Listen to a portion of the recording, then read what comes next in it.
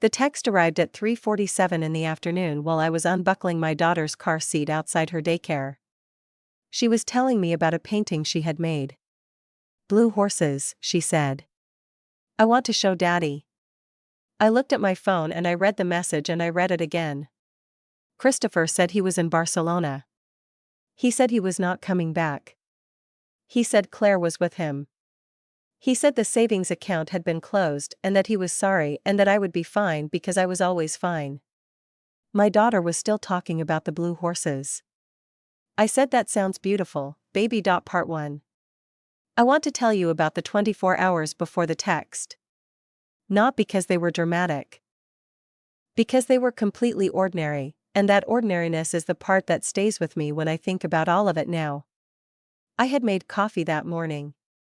I had dropped Iris at daycare and driven home and sat at my drafting table for 6 hours working on a commission, a series of illustrated botanicals for a publisher in Chicago, detailed work that required the kind of focused quiet I had learned to protect in the hours between drop-off and pickup.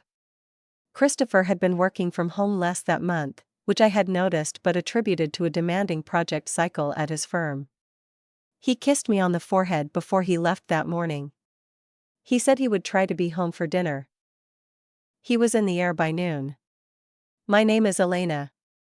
I am 38 years old and I have been a freelance illustrator for 11 years and I live in Portland, Oregon, in a house I had believed was ours in every sense of that word. Iris is 5. She has her father's dark eyes and my inability to stop talking when something interests her, and she was in the middle of an extended phase of painting animals in colors they are not supposed to be. Blue horses. Green dogs. A purple elephant she made for me last spring that I have framed on my studio wall. She was the first thing I organized my response around when I put the phone back in my pocket that Tuesday afternoon. Not Christopher. Not the account. Iris. I got her home. I made dinner. I gave her a bath. I read 2 chapters of her current book and sat beside her until she was asleep, and then I went to the kitchen table and I opened my laptop and I looked at what was left. The savings account had a balance of $43. The joint checking account, which Christopher also had access to, had been drawn down to $112. The credit card linked to my name showed 3 large charges from the previous week: hotel, flights, a transfer to a service I did not recognize, all processed and cleared. The total removed across both accounts was $31,400. Not our entire wealth, but all of our liquid assets. Everything that was meant to cover the next several months while I finished the Chicago commission and waited on payment. Rent was due in 11 days. I closed the laptop. I made tea. I sat in my kitchen in the particular quiet of a house that is waiting to find out what kind of person lives in it, and I thought about what I was going to do next. Christopher and I had been married for 7 years. We had met in our late 20s, at an event I had attended professionally and he had attended because a colleague invited him at the last minute. He was easy to be around. Steadiness was the quality I had valued most in those early years, because my own life had the variable income and irregular rhythms of freelance creative work and I had wanted a counterweight.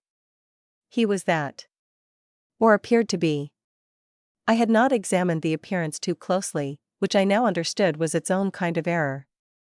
His mother, Margaret, had never found me adequate.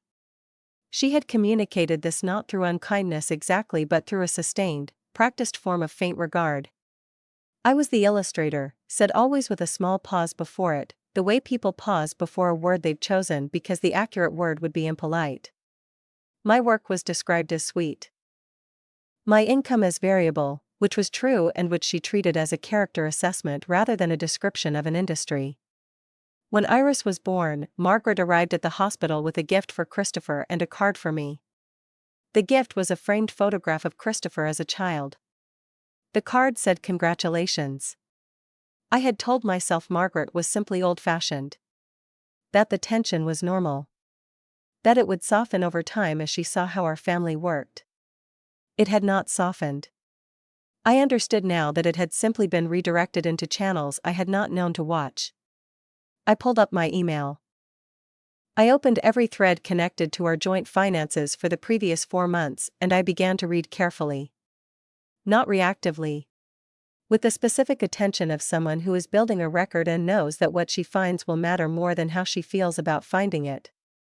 By midnight I had 6 pages of notes and a name I had not expected. Margaret's name appeared in an email from Christopher's personal account, forwarded to Claire, dated 9 weeks ago. The subject line was, "Timeline confirmed. Part 2. I did not open that email chain that night. I want to explain why, because it might seem like the obvious next step, and the fact that I didn't take it immediately says something about where my head was at midnight on a Tuesday with $43 in savings and rent due in 11 days. I didn't open it because I understood, with a clarity that surprised me given the circumstances, that what I did next mattered more than what I felt. If there was a thread to pull, I needed to pull it correctly. Pulling it in the middle of the night, alone, without any framework around what I was about to find, that was not correct. I wrote the subject line down on paper. I closed the laptop. I went to bed. I did not sleep well. But I went to bed. In the morning I called my friend Dara, who had known me for 14 years and who was, usefully, a paralegal at a family law firm in Portland. I told her what had happened. She listened without interrupting, which was one of her best qualities, and when I finished she said, "Don't touch anything else in those accounts and don't respond to Christopher." She said she would make a call. The call she made was to an attorney named Patricia Voss, who agreed to an emergency consultation that same afternoon. I dropped Iris at daycare. I drove to Patricia's office. I brought my laptop and my 6 pages of notes and the printed bank statements I had organized that morning in the 2 hours between Iris waking up and needing to be at daycare. Patricia was a compact, precise woman in her mid-50s who read through what I had brought with the focused efficiency of someone who had seen variations of this situation many times and had learned to move through the facts without lingering on their emotional weight. She asked me clear questions.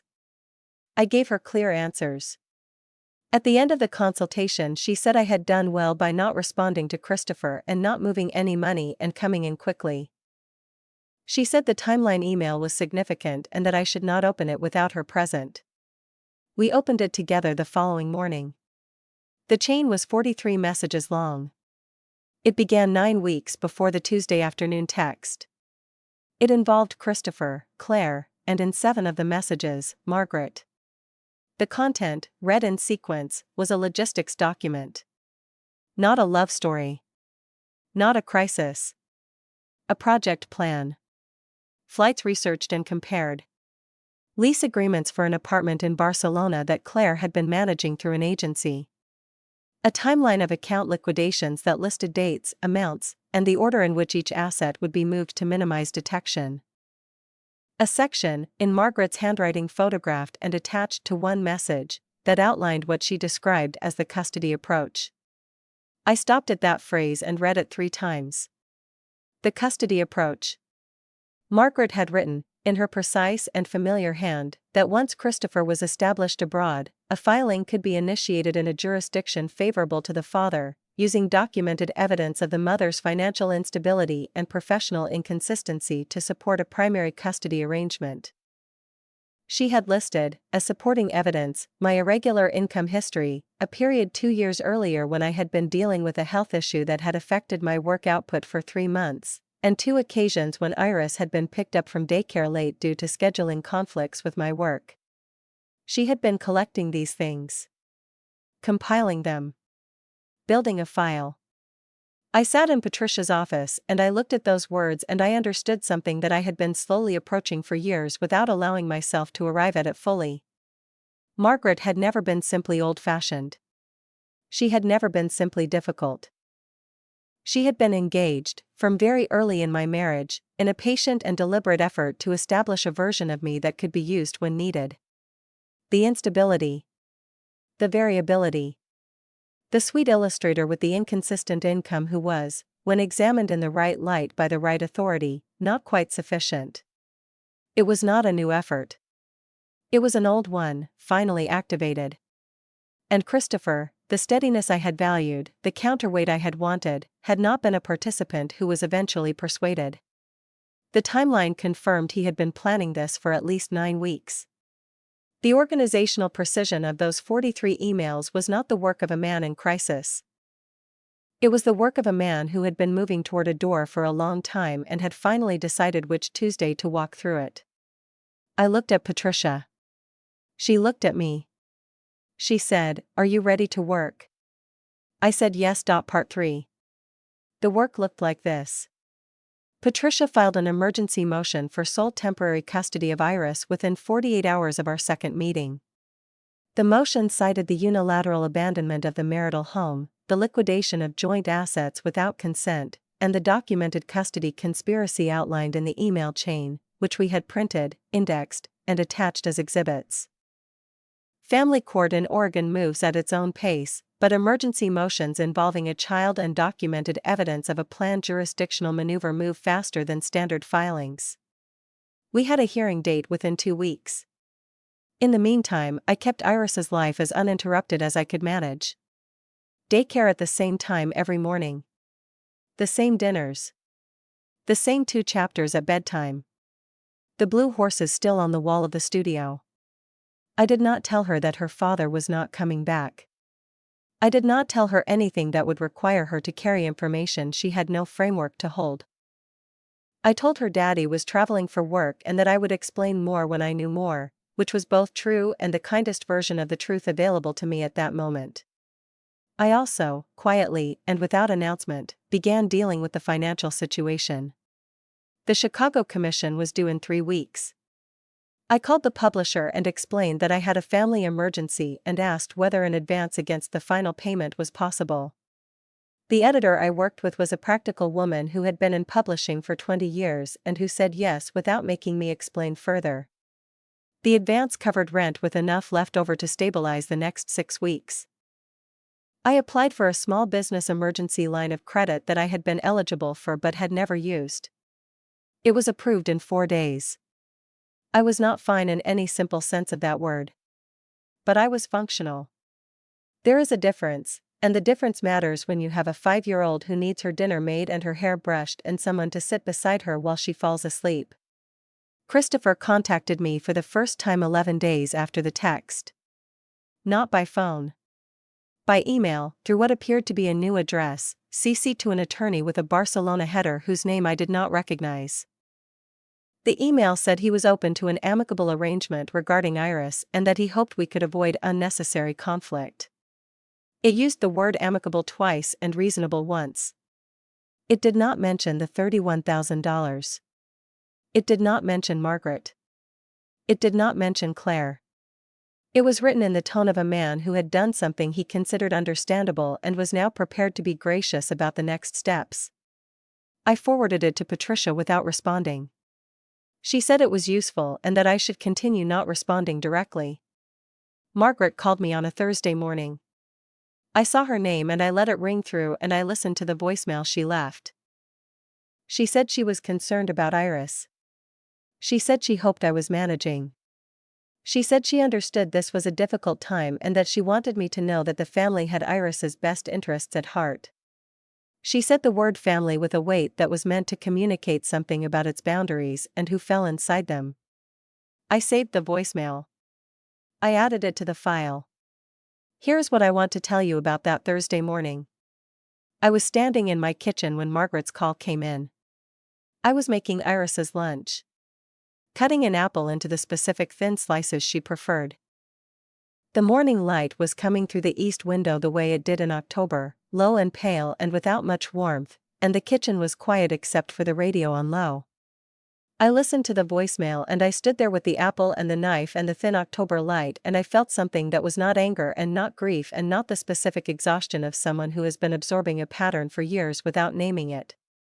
It was clarity. The complete, uncluttered kind. The kind that arrives not when something breaks but when you have finally looked at the whole structure and understood how it was built and why it was built that way and accepted, without flinching, that understanding it does not require you to keep living inside it. Margaret's version of me, the instability, the variability, the sweet illustrator with the inconsistent income, had been constructed to serve a purpose. That purpose was now visible, documented, and in the hands of a family court in Portland, Oregon. I finished cutting the apple. I put it in Iris's lunchbox. I closed the box and set it by the front door, and I went back to my drafting table and I worked until it was time to go get her. Part 4. The custody hearing was on a Wednesday in November. I wore a gray blazer I had bought specifically for court appearances because Patricia had told me, gently and practically, that how I presented myself in that room mattered in ways that had nothing to do with fairness and everything to do with how judges processed first impressions. I wore it. I sat at the table beside Patricia with my hands folded and my documents organized and my face arranged into the particular calm of someone who has done the preparation and is now simply present for the process. Christopher appeared by video from Barcelona. His attorney in Portland appeared in person. The judge reviewed the filings with the focused attention of someone who had read everything in advance and had already formed preliminary conclusions. The email chain was entered into the record. The custody approach document in Margaret's handwriting was entered into the record. The account liquidations, the timeline, the Barcelona lease agreement dated 9 weeks before my husband kissed me on the forehead and got on a plane, all of it entered into the record, methodically and without drama, the way evidence moves through a system designed to process it. Christopher's attorney argued that the emails had been taken out of context. The judge asked him to specify the context. There was a pause that lasted long enough to be its own kind of answer. Sole temporary custody was granted to me that afternoon. I sat in the courthouse parking lot afterward and I called Dara. She answered on the first ring and I told her, and she made a sound that was somewhere between relief and satisfaction, and I sat with my phone against my ear and let the November air come in through the cracked window and felt the particular weight of something that had been uncertain becoming certain. Then I went to pick up Iris. The financial recovery moved more slowly than the custody matter, as financial recoveries tend to. A civil claim for the unauthorized liquidation of joint assets was filed by Patricia's firm in the weeks following the custody hearing. Christopher, advised by attorneys in 2 countries, eventually agreed to a settlement negotiated across 4 months of correspondence that I was not directly party to. I let Patricia manage it. That was what she was for. The settlement did not restore everything. But it restored enough, and the legal fees were calculated against Christopher's portion of the marital assets, which Patricia had identified and documented with the same precision she brought to everything. The Chicago Commission was delivered on time. The publisher asked for a second series. I said yes. Margaret sent 2 more letters in the months that followed. I read both. The first was an extended justification of her role in the events, framed as concern for her grandchild, written in the careful language of someone who had spoken to an attorney before putting pen to paper. The second was shorter. It said she hoped, eventually, there could be a civil arrangement regarding access to Iris. She used the word civil 3 times. The repetition had the quality of a word being worked very hard. I showed both letters to Patricia. She noted them and filed them without recommending any response. I agreed with that recommendation. Iris asked about her father in the way 5-year-olds ask about things, directly, without strategy, in the middle of unrelated activities. She asked while we were making pasta one evening. She asked while I was braiding her hair one morning. I answered each time with the truth at the level she could hold it. Daddy lives far away now. He loves you. Some things change and it doesn't mean anyone stopped loving you. She absorbed these answers in the way she absorbed most information, seriously and briefly, and then moved on to the next thing. Children are efficient with grief in a way adults have largely forgotten how to be. I watched her adapt. She was better at it than I expected, which told me something about what she needed most and what I had already been providing. The blue horses painting stayed on my studio wall. I added 2 more of Iris's paintings beside it over the winter, a red fox she made in December and a goldfish she made in January after we visited the aquarium. The wall was becoming something. A small, unplanned gallery of the world as my daughter saw it, in colors it was not supposed to be, hung in the room where I did my work. I stood in front of it one morning in February, coffee in hand, winter light through the studio window, Iris already at daycare and the house quiet in the specific way it was quiet now, not hollow, not waiting for something. Just still. Settled. The quiet of a space that had been reorganized around what was actually in it rather than what had been assumed to be in it. I thought about the text. 3:47 in the afternoon. Blue horses. I want to show Daddy. I thought about the $43 in the savings account. The 11 days until rent. The 6 pages of notes I had made at midnight with tea going cold beside me. I thought about Patricia's voice saying, "Are you ready to work?" I had been ready. That was the thing I kept returning to. Not with pride, not with the retrospective performance of someone narrating their own resilience. Just with the plain recognition that when everything had been removed, the account, the counterweight, the steadiness I had believed I needed, what remained was sufficient. More than sufficient. A woman who cut apples into thin slices and delivered commissions on time and sat beside her daughter while she fell asleep and showed up to courtrooms in gray blazers and built, from the actual materials of her actual life, something that held weight. Christopher sent an email in March. He said he hoped we could establish a better communication channel going forward. He said he had been doing a lot of reflecting. He said he thought, eventually, we might find a way to be civil. I noted that he and Margaret had arrived independently at the same word. I forwarded the email to Patricia and returned to the illustration I was working on, a new commission, a children's book, a story about a girl who builds a house out of unusual materials and discovers it is stronger than anyone expected. I worked until noon. Then I went to get Iris.